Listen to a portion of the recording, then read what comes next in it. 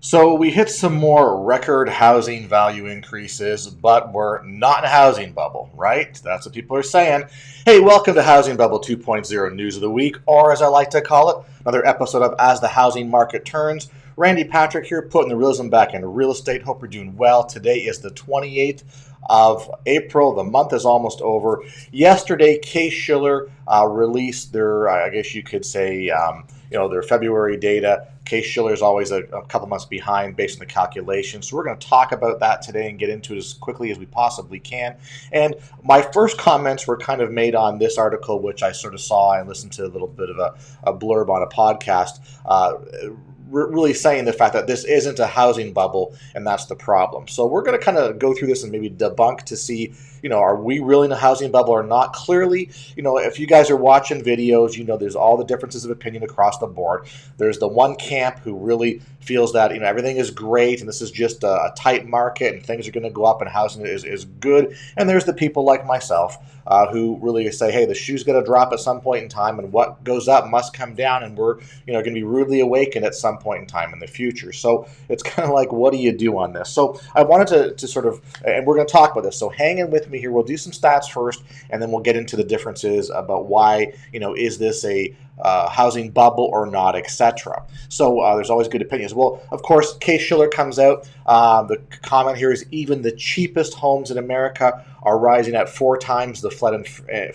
Fed's inflation target rate. Okay, so it's even, and I think even as I said, that even the smallest, most inexpensive homes are seeing huge gains, and that's not that's good for the homeowner. I mean, that's selling, but it's tough for the buyers coming in for sure. And basically, it appears on the bright side that the mortgage rates are starting to fall again. That's commentary here. But how much longer can Powell and his pals keep it that way? Do they want to keep enabling this home price bubble and affordability anti-bubble? So it's right. You got a home price bubble going up, but the other side, it's becoming more and more unaffordable for people, which is making it difficult. So of course, again, S&P CoreLogic Case-Shiller U.S. Home Price Index, 12% annual home gain in February of 2021. The 12% obviously is year over year compared to February 2020, just as the pandemic was hitting. So really, we probably didn't see any effects in 2020 with respect to closings that weren't happening, or reduction in prices or supply issues, until really March, when things were starting to get shut down. So basically, again, it's up everywhere. The people that, I guess, the locations that sort of, I guess you could say gained the most were Phoenix, San Diego, and Seattle, which was pretty ridiculous. We'll talk about that in a second here. Ultimately, in the end, we're still dealing with COVID, and this data remains consistent with the hypothesis that COVID has encouraged potential buyers to move from urban apartments to suburban homes. This demand may represent buyers who accelerated purchases that would have happened anyway over the next several years. Alternatively, there may have been a secular change in preferences, leading to a permanent shift in demand curve for housing. Future data will be required to basically analyze this. Phoenix led had a 17.4% increase, led all cities for the 21st consecutive month. So Phoenix has been the number one, I guess you could say, location in their top 20 that has led home price appreciation. They led it for 21 consecutive months, which I think is absolutely ridiculous, but that's the way it goes. We can take a look at the chart here. So obviously, the hump in the middle is the previous housing bubble in July of 2006. So please note that. Case-Shiller has a 10-city composite index, a 20-city composite index, and a national index. The thick dark line is the national index. Clearly, you can see where the 2006 peak was. You can see the trough in 2012, and you can see that we've pretty much been working its way up to a point that we are much higher than the 2006 peak. And where are we with respect to that? How much higher are we? Well, I'll show you right now. So here we go, folks. The actual number where we're at is 29.4% above the 2006 peak. So take a look at this chart. Go to the far right hand column. It shows the 3 indices, and the top, we'll call it top row, is the national index. If you take a look at going from left to right, national index, date of July 2006 was the highest point. The trough was February 2012 and the lowest point. And where we are with this month, we are now at 29.4% above the trough, the trough, above the 2006 previous housing bubble peak. So that's the scoop. So has there been home price appreciation? There has. The numbers speak for themselves, and let's put it into perspective here. This is February, so we knew February is going to be a big number. We've already talked about March. Well, I actually haven't yet. I just thought about that now. But I mean, median home prices going up with respect to information we received from National Association of Realtors. So, the Case-Shiller is about a 2-month behind lag. So here we are, end of April. We're talking about February data, but this goes to show you that the way things are going, I would expect that we break the 30%. I guess you could say from peak next month. I thought we'd do it this month. We were just shy.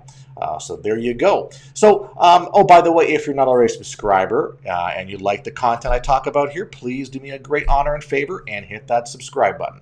Thank you very much. Okay, going by locations here, and this is interesting because most of the locations have had a double-digit year-over-year price increase. So Atlanta, 10%, Boston, 13.7%, Charlotte, 11.6%. Chicago, the only location, or one of two locations that only had a single digits, so 8.6%. Cleveland, 12.5% year-over-year. Dallas, 10.9%. Denver, 11.2%. Detroit got in at 11.7%, believe it or not. Looks like Las Vegas, only 9.1%. Oh, sorry, Vegas, about that. No double digits there. LA, 11.9%. Miami, 11%. Minneapolis, 10.4%. New York, 11.6%. Now, the big heavy hitters, Phoenix at 17.4%. So 17.4% year-over-year home price appreciation in Phoenix. Can you believe that? Portland, 11.4%. San Diego, at 17% as well, too. They were number 2. San Francisco, 11%. Seattle was third with a 15.4% year-over-year increase. Tampa, where I'm at, 12.7%. Washington, 11.1%. So really, if you think about it, February, we just had 2 locations, Chicago and Vegas, that had 8.6 and 9.1 respectively. And guess what? That's pretty darn good. Everything else was double digits to the high of 17.4. So pretty remarkable as to what's happening in the housing market for these indices. So here you go. Now I'm going to refer back to what I mentioned about that article that was on Housing Wire. And it really spoke about, why we're not in a bubble. So I listened to the podcast. I've got a little bit of a dissertation here of what was mentioned, and I want to talk about where they're coming from. All right. So basically, they're saying is that this is the most unhealthy housing market in the past 10 years. That's what they're saying. So they're not saying everything's great. They're saying it's an unhealthy housing market. I guess it depends on your perspective. If it's great for you if you're selling, not great for you if you're buying, clearly. But it's not a bubble. So they're stressing that this is not a bubble. Now, I go to that 29.4% over the 2006 peak, and I just keep going. Well, why, if we called it a bubble then, why can't we call it a bubble now? Well, apparently we can't because there's reasons, and we're going that right now. So yes, we have price escalation. People are losing bids by 11 to 15 people. And that's kind of funny because now they're not talking about, hey, I'm losing the bid by 50 grand or 100 grand. Now you're losing bids by people. So if houses are getting 30, 40 bids on it, you were number, 22 out of 40 bids. So you lost. So the average is 11 to 15 people, which means they were ahead of you with actually higher bids and you still lost, all right? The point, though, is that we're having price growth without credit expansion.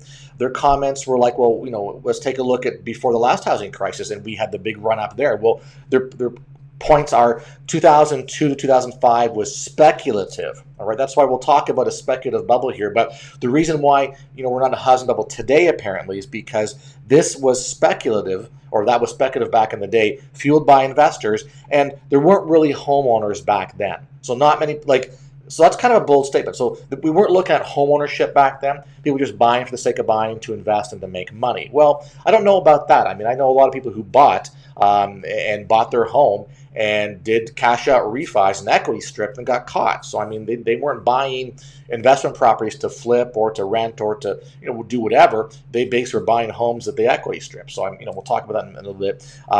Again, not really true homeowners back then. So to counter that, he's saying, anyone who buys now, they're legit. They're legit buyers. So if you're going to buy today, you're going to buy that home. You're going to be there in a long time. You got job, you got salary, whatever. And that's, I guess you could say that's great, but, do you still have your job, or will you still have your job? Is your salary good? Where are things at? People are staying in their homes for a longer time now, so home ownership tenure has increased. We realize that. His concern is sales are not growing much, and there's no credit bubble right now. So basically, it's because buyers are better. We have better credit standards. There's no speculation going on, and you're living in your house as an owner occupant as opposed to speculation investing. So that's kind of the perspective. That's why you can't call this a housing bubble. We just have an unhealthy market. So that's the sort of swing on that. Let's look at these charts here. I pulled this from Investopedia. Obviously, you can see that here. So what's a speculative bubble? So it's a spike in asset values within a particular industry, commodity, or asset class to unsubstantiated levels fueled by irrational speculative activity that is not supported by the fundamentals. Well, that's a really key statement here. So not supported by the fundamentals is, I think, what we can use to debunk what's going on here. So I guess the question is, according to some of the journalists and writers out there, analysts, whatever you want to call them, we're not in a housing bubble. So what's happening now is not a housing bubble. So remember that, not a housing bubble. It's an unhealthy market. So really, we're just talking words here. Well, if you look at the key takeaways, a speculative bubble is a sharp, steep rise in prices that is fueled by market sentiment and momentum more than underlying fundamentals. All right, so we have had a sharp and steep rise in prices over the past year. If we're seeing double-digit price increases month over month, then for the past few months, then that's a sharp rise. So we already have that. The speculation is driven by fundamentals such as strong profit growth or expectations of future competitive dominance, but is soon taken over by factors that don't speak to the stock or sector's intrinsic value. All right, so I guess you could say it's driven by fundamentals such as strong profit growth or expectations. Okay, well, what don't we have right now? I don't think we have that. I'll get into a second here. Prices spike as investors jump in to avoid missing the boat, believing that prices will continue to rise and the opportunity will be lost if they don't invest. That's back to the fear of missing out. So, how many people are out there, because you guys are telling me this, that you're saying, your realtor is saying you better buy it now because it's not going to be there tomorrow, or it's going to be more expensive next month, or you're going to miss out. So the fear of missing out is certainly being instilled right now in this marketplace. And eventually fundamentals catch up with momentum, the bubble pops, the stock sinks, and prices back to pre-bubble levels. So obviously this is stock-based, but still it doesn't matter what the asset class, as you can see. So that's kind of like your key takeaways of speculation. Let's get into a little deeper here. So if we go down the path to understanding this, it's as we said, I look at it going, usually caused by exaggerated expectations of future price growth, appreciation, and asset values, drives, trading volumes higher, more investors rally around the heightened expectation, demand outstrips supply, which we're having right now, pushing prices beyond what objective analysis of intrinsic value would suggest. So the demand is outstripping supply for sure. So we know that's going on. All right. As far as, I guess you could say, again, not like stocks or anything here, I'm sort of reading some of this on the fly here. In the bottom paragraph, in 2008, the popping of the real estate bubble, along with the collapse of other real estate-related asset-backed securities, helped usher in the global financial crisis. Okay, speculators can often make profitable bets when speculative bubbles burst by purchasing derivatives or shorting securities directly. So we know that if you watch the Big Short movies, whatever, you know that people were shorting real estate stocks and REITs and stuff like that back in the day. So it was happening. We see some of that going on right now. Mortgage-backed securities are being, the Fed's pumping $30-40 billion a month doing that. A lot of stuff is happening right now, and I know that believe it or not, some of this mortgage, like these credit swaps, whatever they're, CDOs, whatever, they're actually happening again, although they're just not talked about in the mainstream media. So stuff like that's actually going on. So it's actually happening. Now this is the really cool part here. There are 5 stages of a bubble. The first, that's how they outlined it, right? The first stage is displacement, meaning investors become enamored by new innovation or development in fiscal policy, such as an extended period of low interest rates. So in this case, we don't have investors, even though we do have investors in the marketplace. We'll just say that everyone's a retail buyer. So why are people rushing to buy? Is because we have such low interest rates And so record low interest rates, which that's been talked about for the past year plus now, so you can't deny that. And also extended period of low interest rates. They're saying that right here. So we have had an extended period of low interest rates. Yeah, it went up slightly a few weeks ago, but they've been pretty much hovering below 3%. For mortgage rates for quite some time now. So, we know that that's stimulating the economy, etc. The second stage is a boom as prices tiptoe higher at first, then pick up speed as more investors jump in for fear of missing out. So, yeah. So, do we have that right now? You bet we do. So, again, replace the word investors by retail buyers, and they are now rushing to go buy a property. They are, you're seeing multiple offers on properties. You're seeing not auctions, but bidding wars on properties. You are seeing 40, 50 people going, to putting offers in.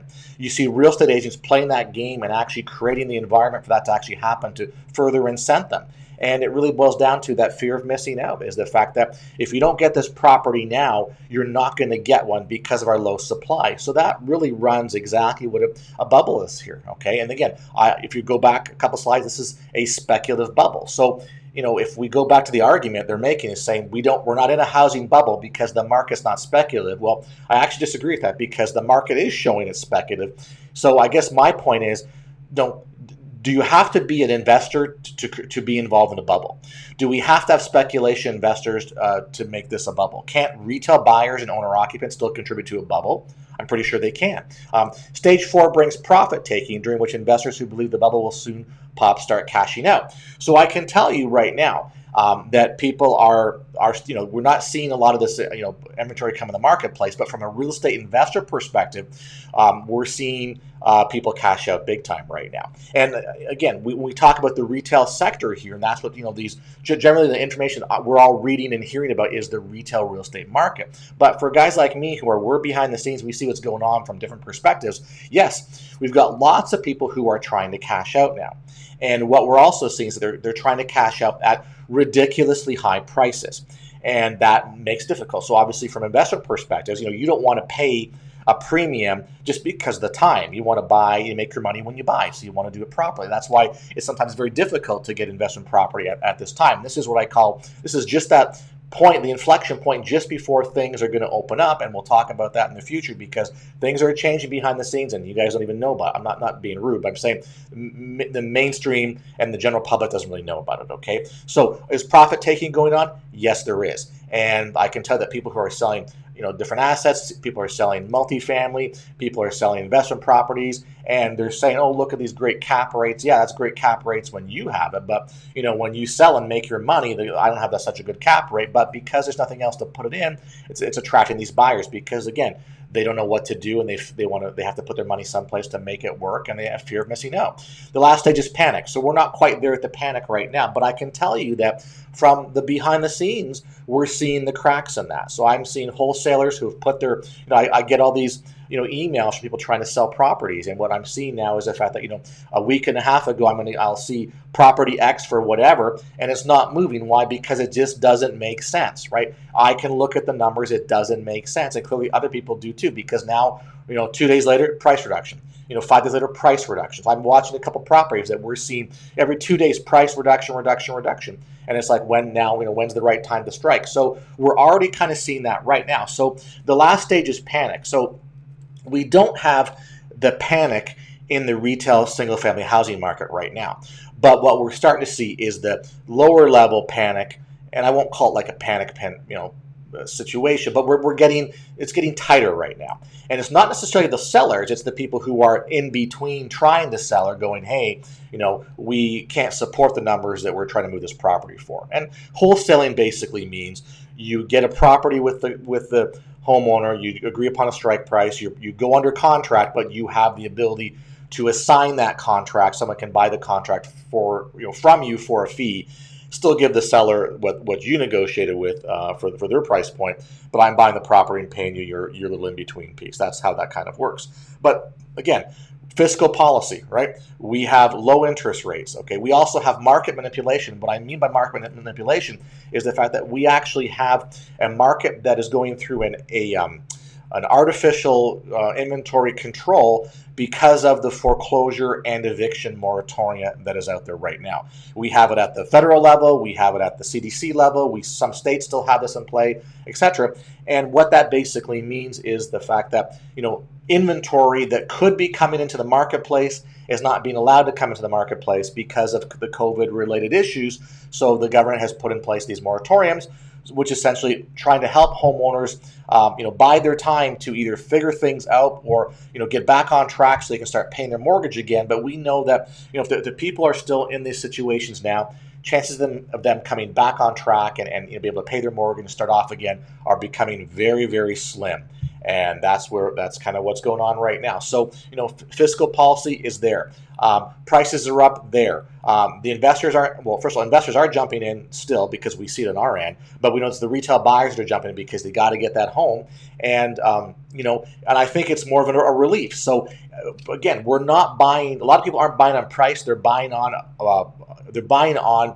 monthly mortgage payment affordability, right? I haven't even mentioned this yet, but there was talk earlier about what's called the QM patch, the Qualified Mortgage Patch, which means the government entities like FHA, Fannie, and Freddie, and a couple other groups, they have the ability to actually go above certain debt-to-income ratios as laid out by the CFPB for mortgages. So guess what? They're not going to end that. The whole idea was ending that patch, and they're going to extend that patch out till 2022, I believe, end of 2022. So what that really means is that the government's still going to allow people to stretch as far as they can to get that house. So in other words, your debt-to-income ratio can go above the 43%. I'm sure there's limits at some point in time, but they're allowing you to keep buying and stretching and putting yourself, I think, in more economic risk. So here's the thing. So 5 stages of a bubble. So I guess for my I guess you could say, conclusion here is that it looks like it doesn't matter whether it's speculation or not. I mean, what you can do is you can basically look at this and go, well, what's happening right now with retail buyers is just like these guys are talking about from a speculation perspective here, right? So retail buyers are under the same, these 1 to 5, 5 stages of a bubble. It's the same. I mean, I don't see any difference here. So as far as I'm concerned, and yes, you know what my platform is, and it's obvious, and I'm the first one to look at things objectively and figure stuff out, because in the end, I don't want bubbles to keep going. I want affordable housing because it lets more people engage in home ownership, which is what people want, and gives more flexibility for investors and other things like that. So we actually want things to get reduced. So when prices get reduced, we can have more volume and more opportunity that's out there. So it's not actually working the right way as far as I'm concerned. But you can see it right here. As far as I'm concerned, the retail buying segment is doing exactly, and not that they're maybe going into this thinking, well, I'm going to speculate, essentially, but when you actually boil down as to what's happening to them, it's like they are investors. They're acting like investors because that commodity is not there, and that, I think, is the sad state of where we are at the housing market. Things are changing behind the scenes. We'll talk about that in future videos. So anyway, guys, appreciate the time. All right. And actually, special considerations, here. Beginning, the attractive fundamentals may drive prices higher, but over time, behavioral finance theory suggests that people invest or bias to not miss the boat or fear of missing out. So whether it's high returns or, in this case, just acquiring the asset. So that's the difference. So in other words, these people who are the retail buyers, you're not just buying to resell. You're buying to acquire the asset because, yeah, you want the asset. You want to stay in the asset, which is fine. But the methodology or the fundamentals that are happening during that process are just like the speculation stuff they're talking about here. So I guess that's really my argument ultimately in the end. That's the scoop, guys. So listen, obviously it says it appears on the bright side that the mortgage rate's starting to fall again. So we'll see, because we have a little bit of a little dip. But how much longer can Powell and his pals keep it that way? And do they want to keep enabling this home price bubble because the Fed's feeling this bubble? We all know that. And affordability anti-bubble. I like that. The anti-bubble is affordability. So we have the big housing bubble price points, but the anti-bubble is the fact that people can't afford. So that's the net result of this. Next opportunity. Hey, distressed properties are on their way. Owners are going to need to sell and liquidate. We'll see an uptick in foreclosure auctions and foreclosure filings. We'll see more short sales hit in the market at some time in the future. We'll eventually see an increase in REOs, again, sometime down in the future. More will be available than predicted. We're not seeing true numbers right now. I was speaking at an event last night, and we actually went through a lot of this information, and it's very clear when you start talking to people who actually have access to specific data that what we're seeing is not truly what's going on in the marketplace, and that's what we have to deal with. So it's difficult.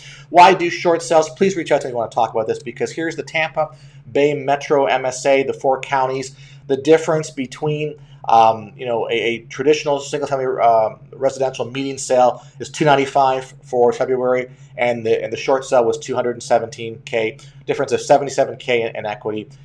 So there you go, guys. 26% discount. That's not even worth trying. I showed my attorney this, and he laughed. He goes, "We can get way better than that." Exactly. These are retail short sales, not like our system and how we can push property values down and work around and get you great deals. So anyway, the point is, reach out to me if you want to understand this and figure this stuff out. Things are happening now. Okay. I'm looking at Facebook, and people are like driving around looking for vacant pre-foreclosures. Okay. It's catching on, people. You got to figure it out. And by the way, if you want to know the distressed property in your neck of the woods, go to gethousingdata.com. I'm partnering with foreclosure.com. You can get this at a very, very inexpensive price point. Foreclosure.com is the nation's leader in distressed property listings, so go check it out, gethousingdata.com. So guys, reach out to me if you want to. Connect with me. That's my email. And thanks for the likes, shares, and please subscribe once again. Stuff's changing behind the scenes, mark my words, and we'll talk more about that in subsequent videos. Okay, guys, take care, and we'll talk to you soon.